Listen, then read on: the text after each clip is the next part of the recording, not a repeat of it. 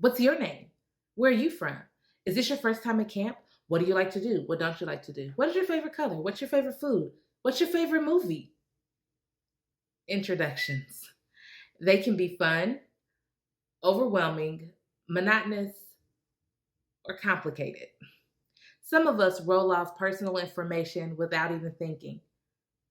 Some of us are more intentional, even worried about what we share and what we don't share.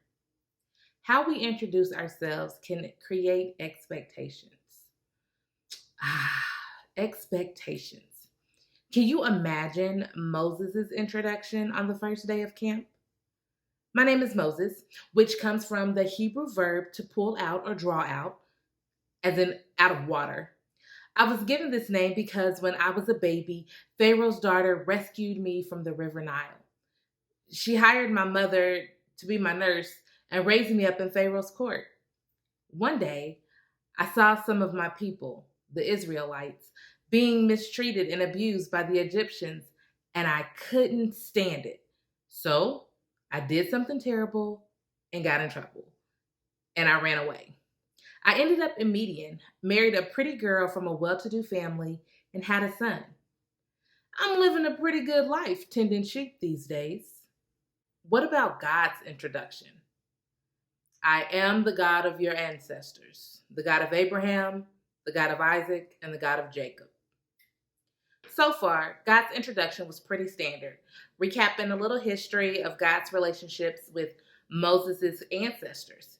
Notice that God repeated God of for every name, God of Abraham, God of Isaac, and so forth. This shows that each of those people had different relationships with God. And I am sure that the women around these named men also had their unique relationships with God too. God of Sarah, God of Hagar, God of Rebecca, God of Rachel, God of Leah, and so forth.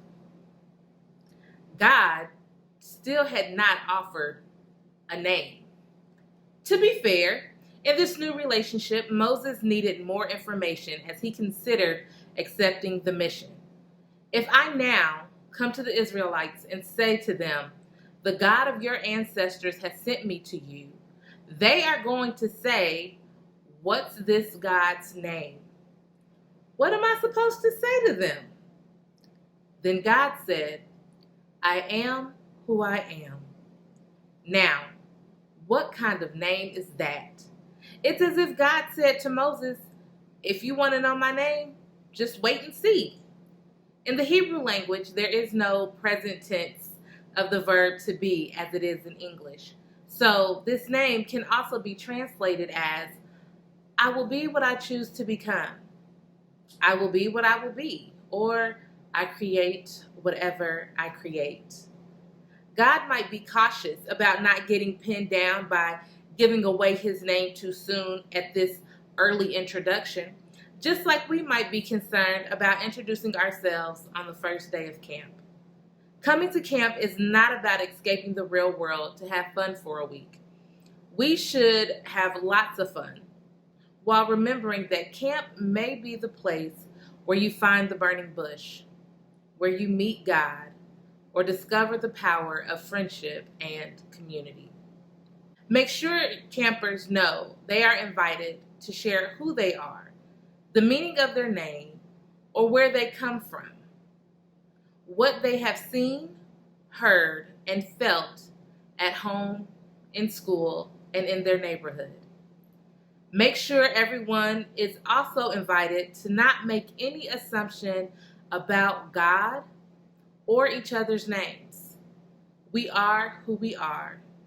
We will be who we will be in the coming days. Most importantly, like Moses at the burning bush, are you willing to commit to being a partner with God? In the partnership, you may be invited to live up to your full potential. You may be inspired to make a plan to change the not so good things in your lives and your communities.